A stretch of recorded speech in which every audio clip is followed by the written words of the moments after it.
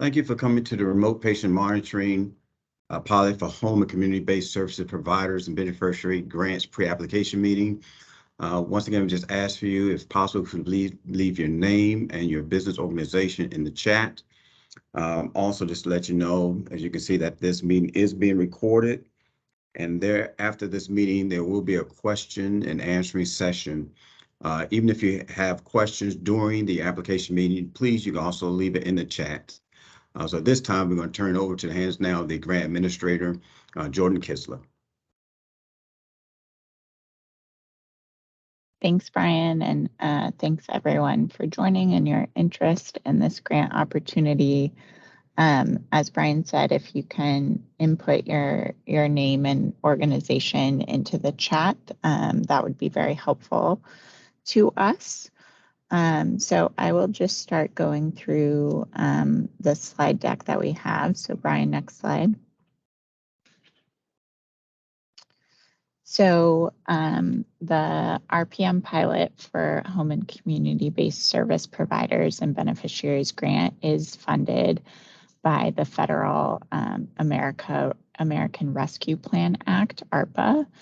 And with the funding that we have from that federal pot of funding, we are planning to award one grant in the amount of up to $225,000. And the grant period will be 1 year from the date of award. Next slide. So the purpose of the program is primarily to pilot an RPM program to test strategies that may be used to develop a reimbursement policy for RPM. So the grant funding can be used to cover the cost of RPM devices and or monitoring services for individuals with chronic conditions such as diabetes, heart conditions, chronic lung disease, or others. So individuals with those chronic conditions and using home and community-based services, especially those at risk for adverse outcomes due to COVID-19.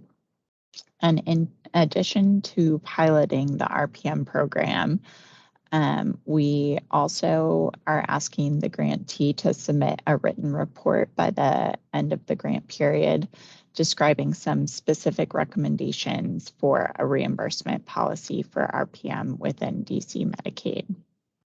Next slide. So some key dates. The grant was opened for applications. The RFA was released about a week ago on Thursday, July 14th. I'm assuming you all saw that because you all are at our pre-application meeting now. As Brian said, we're happy to take questions during this session, either by unmuting or typing your question into the chat.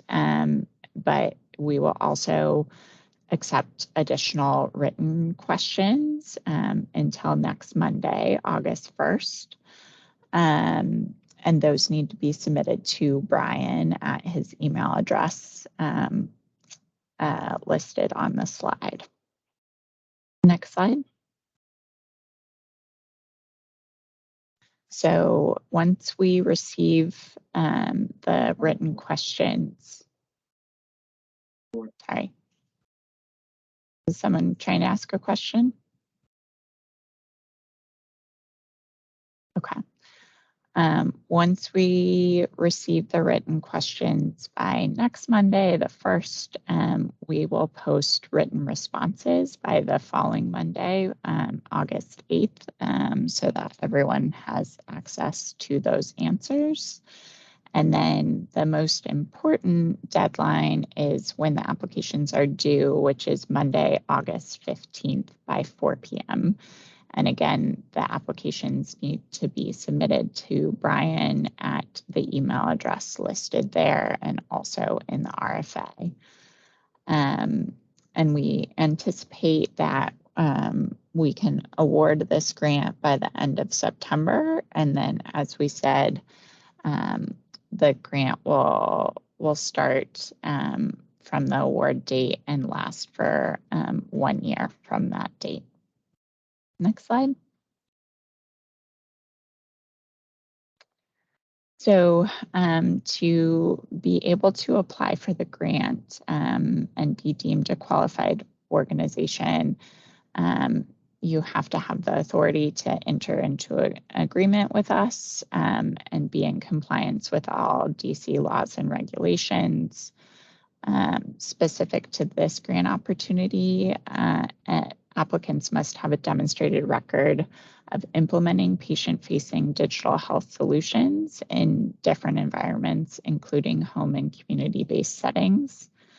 To produce that written report about reimbursement policy, applicants must also demonstrate an understanding of Medicaid reimbursement policy, but subgrants are permitted for qualified organizations. Just if you plan to subgrant, you have to submit a subgrantee plan as part of your application, including a signed letter of commitment from your subgrantees. And this is the only time that you'll be able to indicate that you would like to subgrant. We can't allow you to add subgrants after the application has been submitted. Next slide. So these are detailed in the RFA, so you should refer to that for all the formal requirements and all the details about each of these elements. But just to go over quickly what your application should include, we'll need a table of contents, a program narrative describing, what your program would entail. We also need a description of your grant fiscal and financial management. You'll propose some program reporting measures. We'll also need a description of the lead applicants and any subgrantees' qualifications, a proposed budget, line item budget, and accompanying budget justification. And then there's also a few attachments and appendices that, again, are detailed in the RFA. Next slide.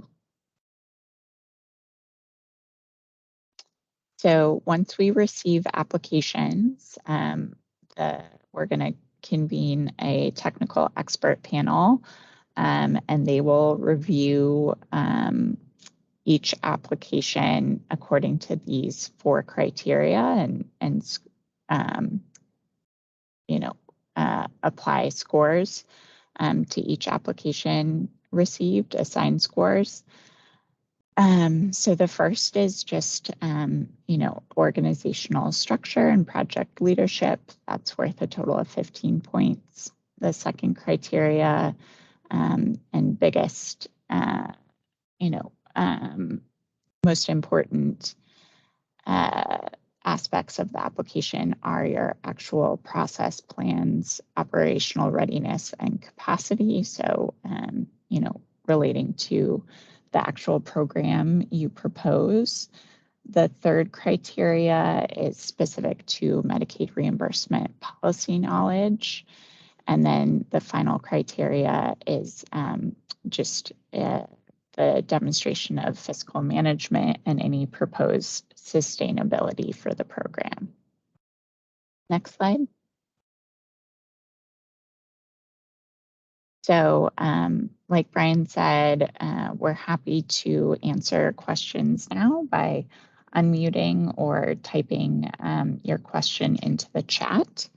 And we will accept additional written questions to Brian's email address, again on this slide, by next Monday, August 1st. And then any answers to the questions that we receive will be posted by the following Monday, August 8th. So again, we'll open the floor to any questions.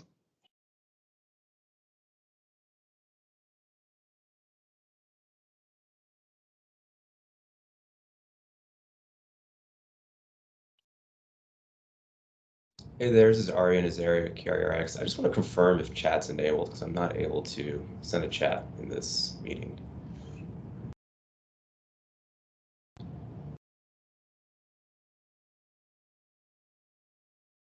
It should It, be.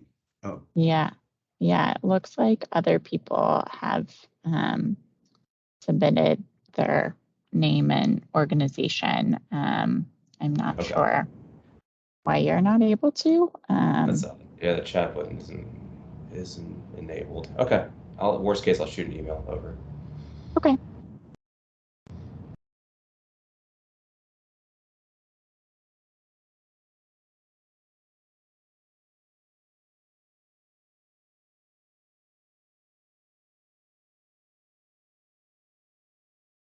Hi, this is Ingrid Anderson. I'm with Mary Center, and I'm a nurse who usually doesn't attend these meetings. So apologies if this question is naive, but I'm trying to get a sense of the as you mentioned that the biggest criteria is like the process and the planning.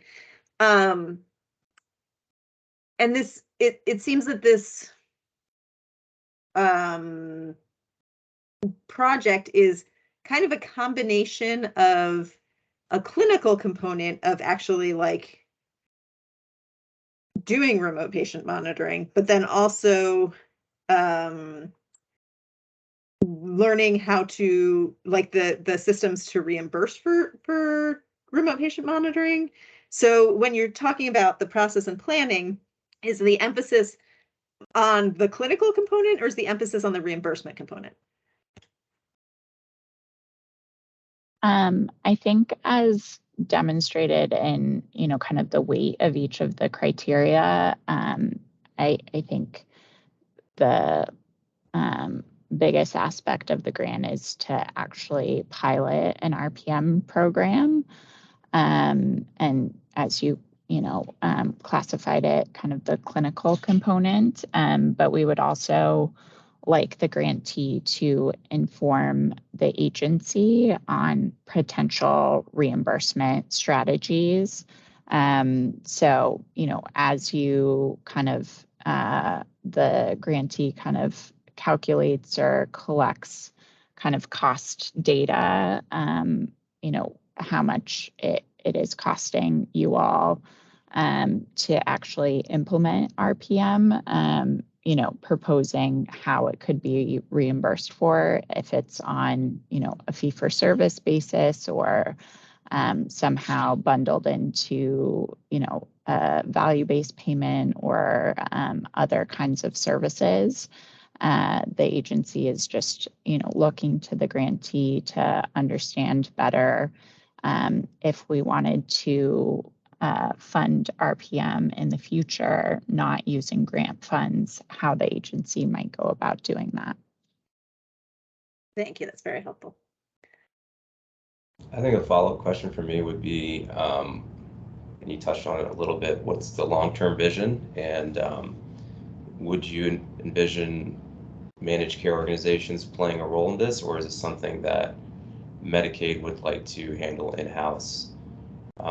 And also, whether is it just a clinical component, or are you also interested in the technology side of this as far as technology infrastructure?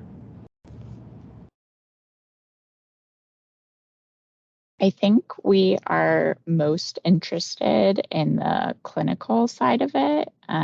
But if there's any, kind of technology infrastructure requirements or barriers or gaps that exist currently in kind of the DC environment or DC Medicaid landscape, we would certainly, want the grantee to explore that or explain that. To your first question about MCOs, kind of DHCF's vision for what remote patient monitoring could look like beyond a grant-funded program. Again, I think, kind of that reimbursement policy proposal that we're looking for as part of the grant we are really looking to the grantee to help inform what that vision might be. But since you mentioned MCOs, obviously most of the DC Medicaid program, most beneficiaries are enrolled in an MCO. I think it's at about 80% right now. So certainly, I think we would want the grantee to take into consideration, that framework that DC Medicaid kind of operates under, and, appropriately account for that in any proposal or recommendations or policy options they might put forth. Got it. Thank you. Makes sense.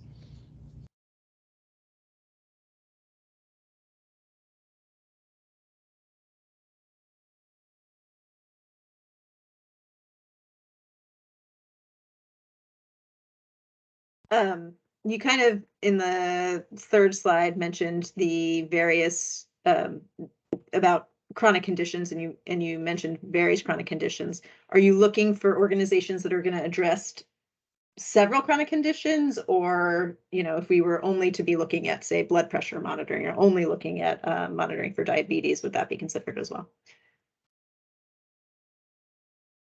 Brian, can you go back to that third slide just so everyone can see it? Great. So we're not requiring any specific chronic condition or setting forth requirements for how many different chronic conditions the RPM pilot is focused on. I think it's just important that it's for individuals with some chronic condition and using home and community-based services. So as long as you kind of meet those, the beneficiaries that are enrolled meet those two requirements, you'll be in compliance with what the grant intends to fund. And that home and community-based service component is tied directly to the ARPA funds and the requirements the federal government has attached to how we use that, bigger pot of grant money. So to answer your specific question, if you limited it to one chronic condition, I don't think, that wouldn't be a problem at all, where we're not specifying which chronic conditions or how many different chronic conditions the pilot needs to address. Thank you.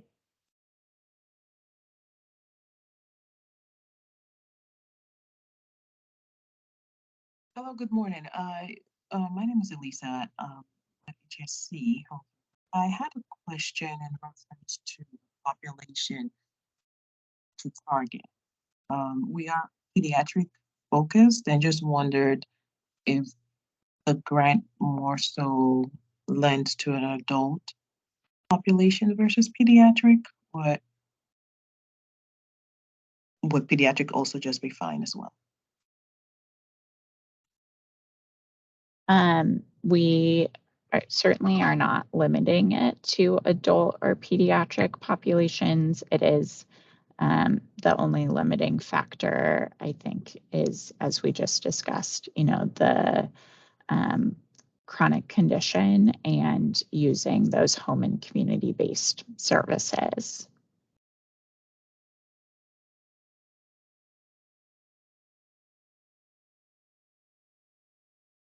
Thank you.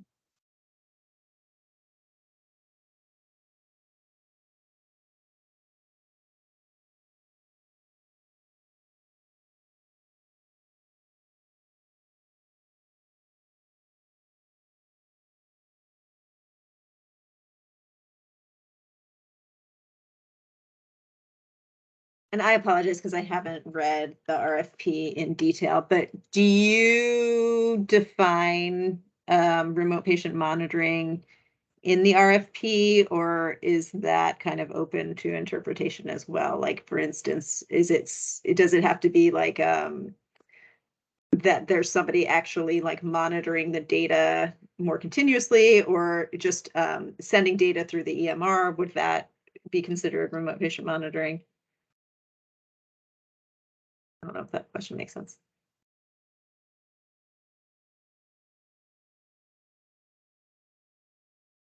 It does. I am just pulling up the RFA again. We define RPM at the bottom of page 4 in the first section, the background section. Just, I think it's a pretty broad definition that says digital technology that collects medical and/or health data from individuals in one location and electronically transmits it to a healthcare provider in a different location for treatment and management of chronic medical conditions. So, as you described, I don't think, it needs to be continuously monitored. It just needs to be used in some way for the treatment and management of a chronic condition in whatever kind of form that takes. Thank you.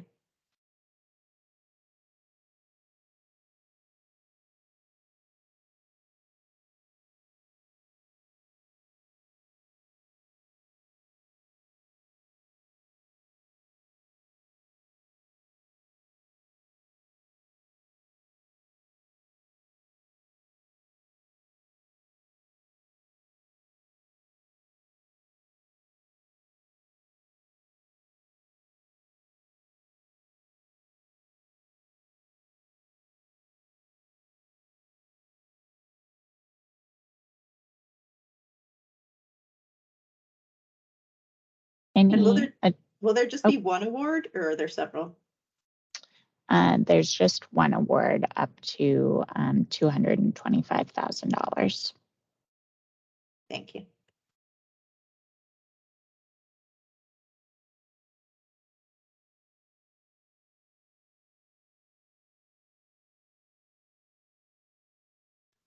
I might have missed this in the presentation, but what's the size of the population that will have access to do the RPM services? We didn't do an analysis of, the total population that might be eligible for. So unfortunately, I don't have that information. Okay, sounds good. And I guess as a follow-up, are there plans to use patients from several of the MCOs or from a specific MCO? We don't specify that. I think ideally, a kind of broad cross-section of DC Medicaid would be ideal. But we know that there's kind of existing programs with different MCOs. So, certainly if a applicant organization has an existing relationship, we would consider, that as, some evidence of organizational capacity. But I think a strong application would perhaps be able to demonstrate or plan for perhaps an expansion or additional partnerships with other MCOs. Okay, thank you.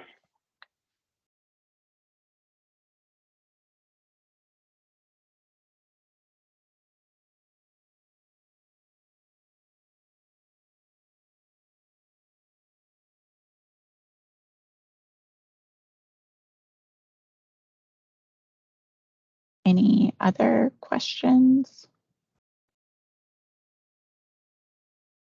This recording be available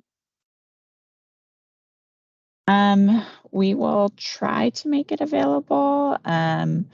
Brian, feel free to correct me. I know we've had trouble sharing it in the past. We will certainly, we can certainly share this slide deck with attendees.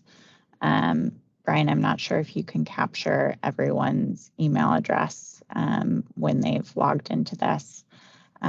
So we may need you to put that in the chat as well. But we will try to memorialize these questions in the written question and answer document that we will put on our website by August 8th.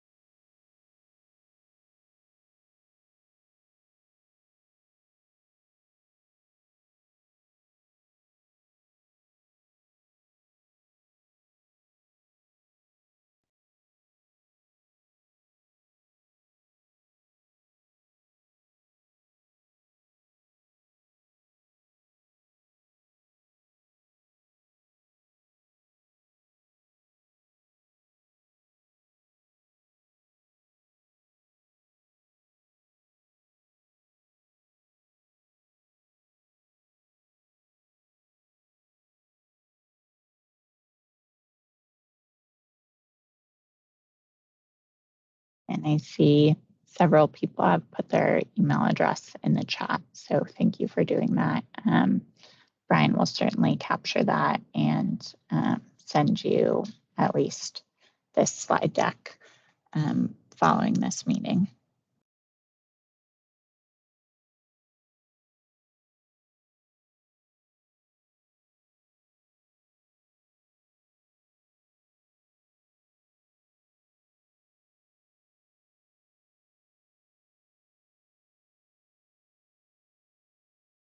All right, Brian and I can stick around for a few more minutes if anyone has any questions, any other questions, but not hearing any right now.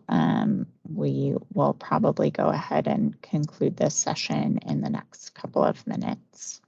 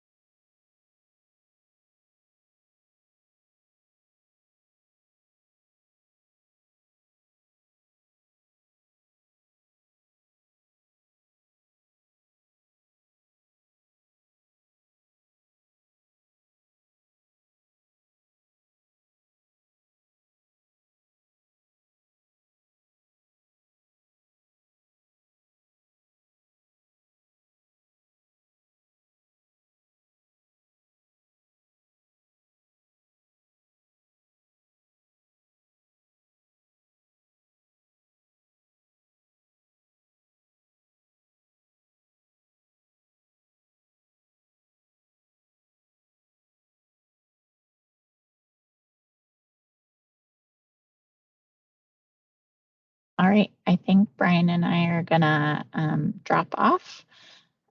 Again, if you have any questions that occur to you in the next week, you can submit them in writing by next Monday, August 1st, and we will get questions and answers posted by the following Monday, August 8th.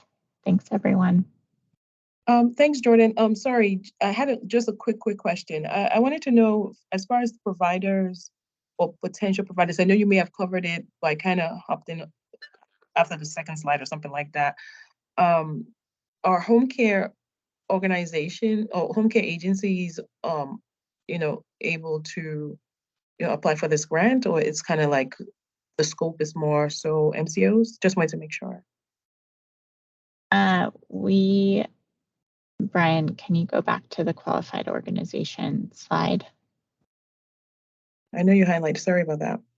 No problem. Yeah.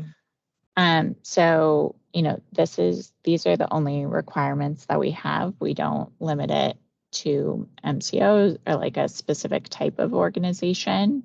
I think the most important part is, some sort of record of, implementing something similar or having the capability to implement an RPM program, and some sort of understanding of Medicaid reimbursement policy. But otherwise, we don't, limit the grantees to any specific type of organization. Okay. So it's kind of really open and, all right, so appreciate it. Just wanted to clarify that. Thank you so much. No problem.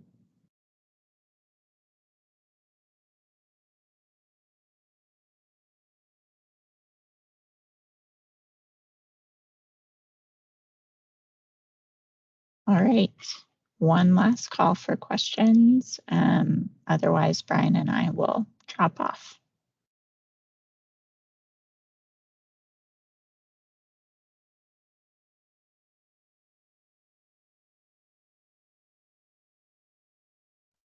Great. Thank you, everyone.